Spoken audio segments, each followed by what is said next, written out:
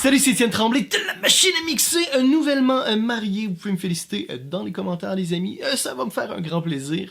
Aujourd'hui, on va faire l'essai du crème RC de Tegeler. Tegeler qui est une compagnie allemande située à Tegel, qui est un arrondissement de Berlin. Je sais pas si le terme arrondissement c'est le bon terme, mais bref, une région dans Berlin qui s'appelle Tegel. C'est un compresseur stéréo couplé d'un EQ de type Pultec. Et ce qui fait de cette unité-là, à mon avis, une machine vraiment intéressante, c'est le RC qui est pour Remote Control. C'est qu'on peut la contrôler à distance via le DA avec un plugin qui est exactement le miroir de cette unité-là. Ça reste quand même un compresseur analogique qui va être contrôlé numériquement. Et ça, ce qui fait que c'est malade, là, c'est que lorsqu'on passe d'une session à l'autre, c'est que tous les paramètres, tous les potentiomètres sont motorisés.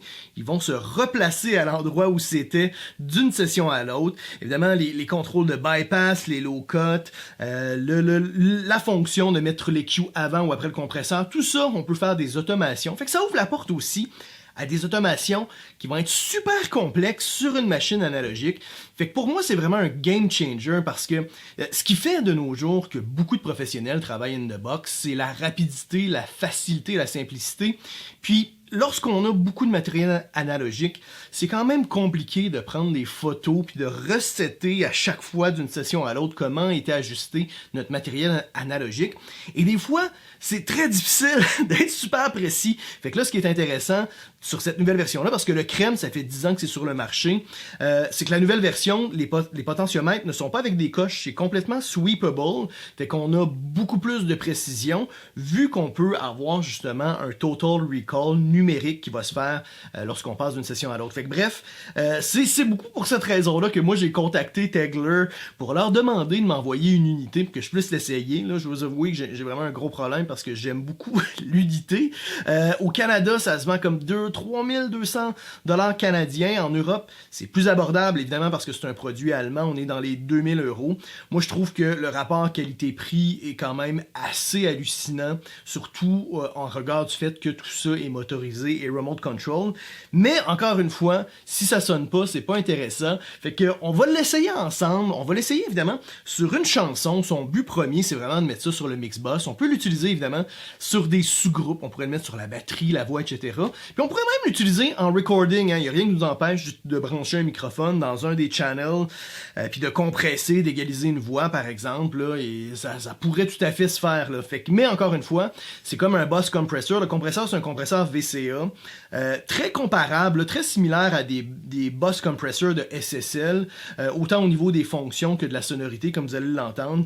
Puis c'est très très cool, très très le fun qu'une unit. Fait qu'on va aller l'essayer sans plus attendre. Alors avant de passer en revue les différents paramètres et les différentes fonctions, là, je vais vous faire écouter mon mix avec et sans le crème RC.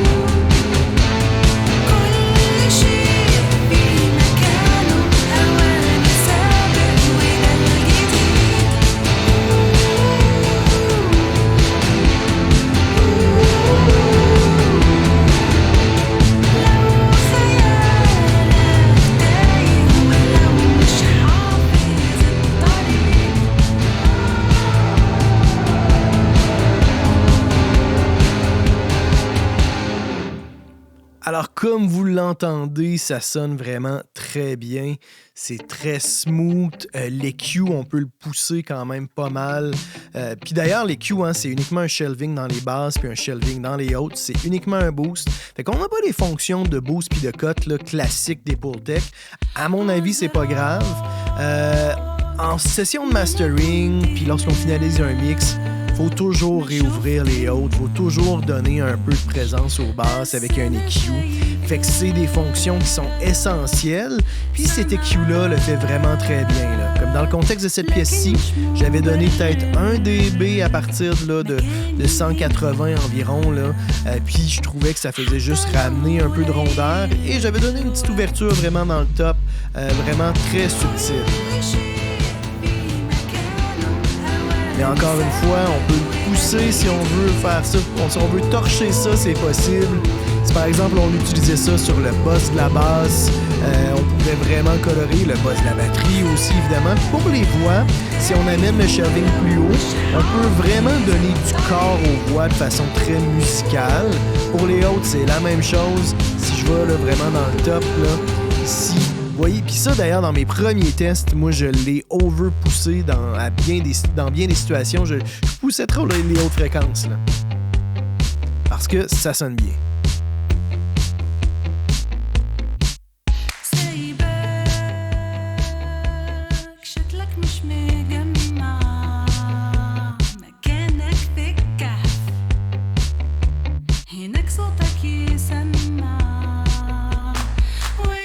Maintenant, on a le sidechain dans les basses pour que le compresseur ne réagisse pas à ce qui est en bas de 60, en bas de 120 ou en bas de 200. Dans le cas de cette pièce-ci, moi, je voulais quand même que ça réagisse au kick puis au snare pour que ça groove un peu. Fait que j'ai juste mis à 60. Le threshold. Vous voyez, je vais partir de 0, là. Vous allez voir, quand on écrase, ça reste toujours très musical.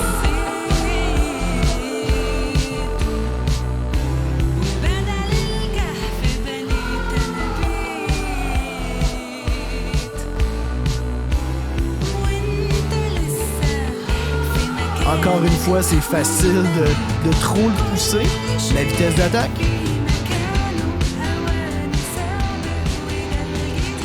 Si on veut vraiment contrôler les pics ou si on le met sur le buzz de la batterie, qu'on veut squasher la batterie, l'attaque de 0.1 milliseconde, de 0.1 seconde, là, ce serait très à propos.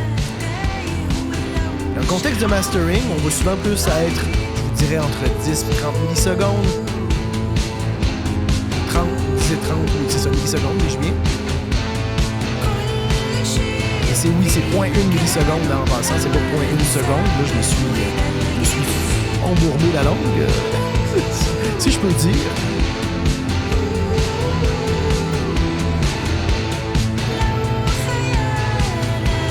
La vitesse de release, encore une fois, 0.1 seconde, 1.2 secondes.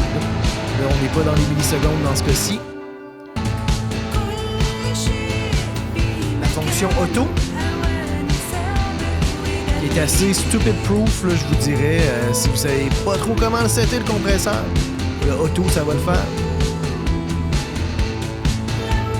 Et le release crème, la fonction crème. Le crème, ils disent pas grand-chose dans le manuel. Qu'est-ce que c'est? Moi, je l'ai essayé dans un contexte de mix balade, une chanson assez soft d'un client, puis ça fonctionnait très bien. C'était très crémeux. Je peux pas dire, encore une fois, le terme crémeux est un terme que je déteste. C'est un peu dégoûtant, mais c'est très smooth, disons, là.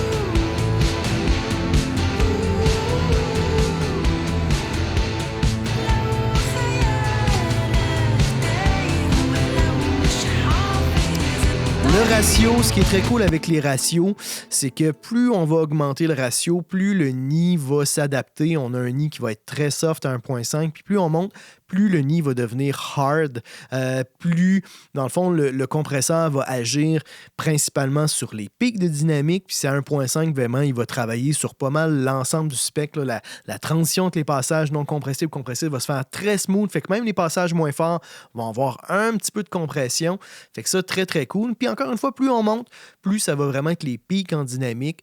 10 pour 1, c'est sûr qu'en mastering, c'est plus rare qu'on va y aller de ce côté-là, mais si on l'utilise ça, encore une fois, sur le boss de la batterie, ça peut être très, très cool.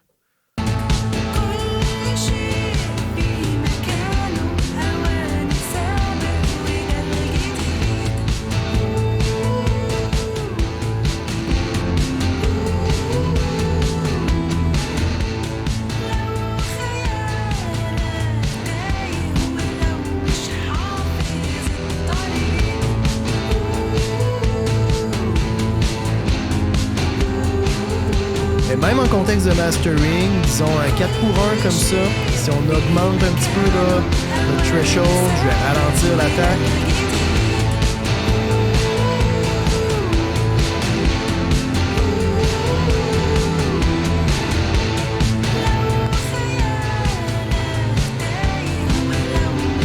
Ça peut être très cool.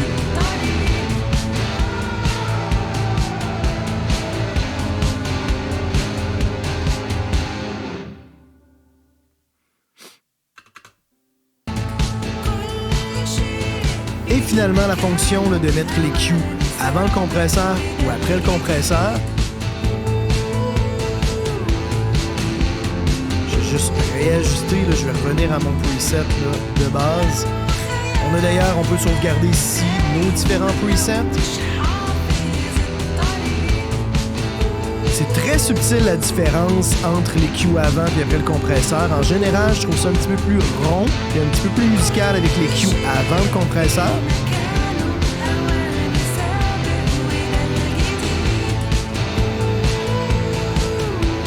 Très très subtil. Je vais augmenter un petit peu le boost, disons, ici dans les hauts. C'est un petit peu plus ouvert, un petit peu plus mince avec les Q après le compresseur. C'est très subtil.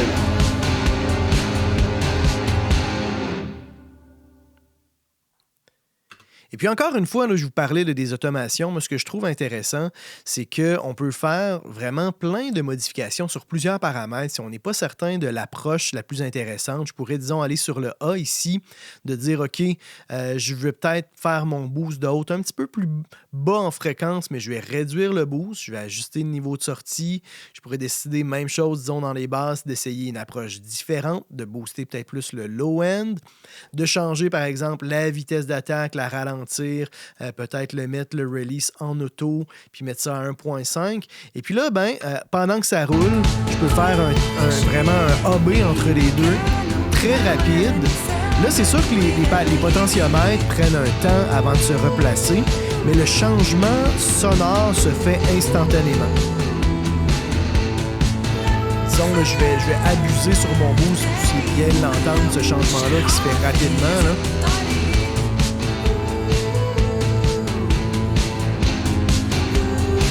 Vous voyez, c'est tout de suite parce que justement, les fonctions analogiques sont contrôlées numériquement. C'est sûr que les paramètres, les potentiomètres prennent un certain temps avant de se replacer, mais si on fait des automations dans le DA, il n'y a pas de délai. Fait que ça, je trouve ça vraiment génial pour ça, parce que des fois, justement, quand on joue avec certaines fonctions, comme au niveau de l'attaque, du threshold, du release, des fois, on a besoin de réajuster les autres paramètres pour que ça fonctionne bien. Puis c'est sûr qu'on a juste deux mains, fait que ça rend ça un petit peu plus compliqué de faire des tests AB, encore une fois, très rapides, avec plusieurs fonctions en même temps. Autre petit détail, si on clique ici, là, on a dans les préférences, on peut changer le brightness des lumières de la bâchette analogique. Fait que ça, c'est un petit détail que je trouve intéressant. Le plugin, on peut évidemment ajuster la grandeur du plugin, la résolution des potentiomètres et la balance gauche-droite là, entre les deux côtés, si jamais on a, pour une raison obscure, un débalancement entre les deux côtés. Ce qu'on peut aussi, là, évidemment, prendre le temps de calibrer la machine avec notre carte de son pour être certain que ça soit vraiment, qu'il n'y ait pas de débalancement entre les deux côtés dû à, je sais pas moi, des différences dans le câblage, dans la carte de son, etc. Là. Fait que ça, c'est des petits détails intéressants. Fait que je vais jouer encore un petit peu, vous faire écouter là, les différentes la sonorité là, du compresseur. Mais jusqu'ici, moi, comme je vous dis, je trouve que c'est vraiment très cool. Belle sonorité, bel EQ. Ça, c'est mon goût personnel, là, évidemment. Puis je trouve qu'on a le son classique là, d'un compresseur VCA qui ressemble un peu à un SSL, dis-je bien. Fait que voilà. Fait que je vais vous faire je vais vous le faire entendre encore une fois.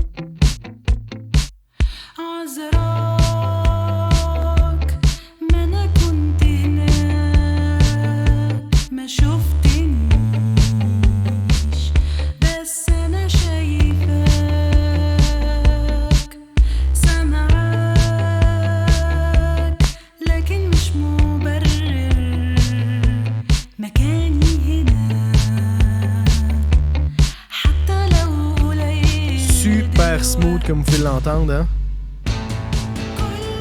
Des fois, moi, je serais tenté presque de faire des settings différents dans le couplet, dans le refrain, juste pour adapter un petit peu le comportement du compresseur. Fait que là, ça devient possible là, de le faire plus facilement. Évidemment, on peut faire ça avec des plugins, mais là, avec l'unité hardware, on peut faire ce même genre de manipulation-là qu'on fait avec des plugins. Ça, je trouve ça vraiment très cool.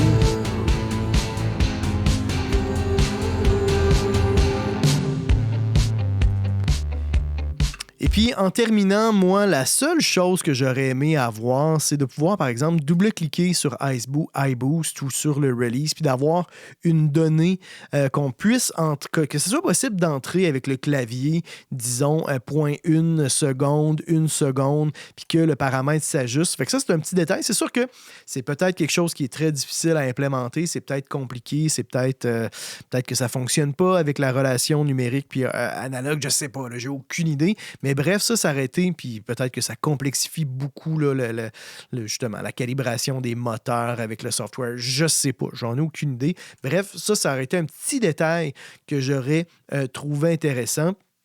Sinon, j'ai pas grand-chose à redire. Le setup, d'ailleurs, là, en passant, là, présentement, il est sur mon Mixbus.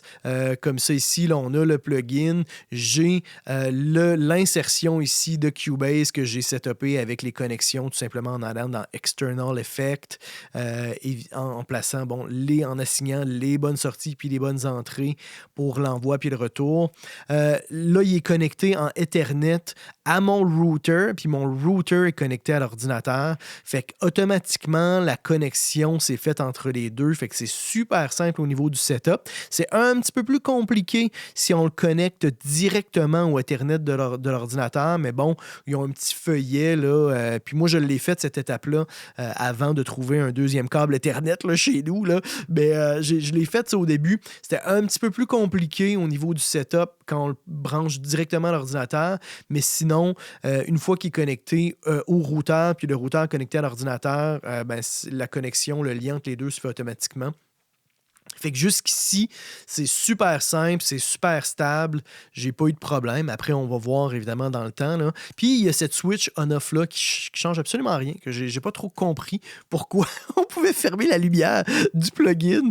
Parce qu'en réalité, quand on fait jouer, ça change rien là, au plugin. Fait que ça, c'est un petit détail, là, vraiment plus ou moins important. Alors, c'est tout pour ce test du crème RC de Tegeler. Moi, je serais très curieux de connaître votre opinion. Premièrement, avez-vous trouvé que ça sonne bien? Deuxièmement, est-ce que vous trouvez que la fonction de Remote Control est intéressante? Est-ce que pour vous, c'est un game changer? Écrivez-moi ça dans la section commentaires. Mettez un petit pouce bleu. Si vous avez apprécié, abonnez-vous à ma chaîne YouTube. Et dans tous les cas, les amis, on se retrouve la semaine prochaine. C'est Étienne Tremblay pour La Machine à Mixer.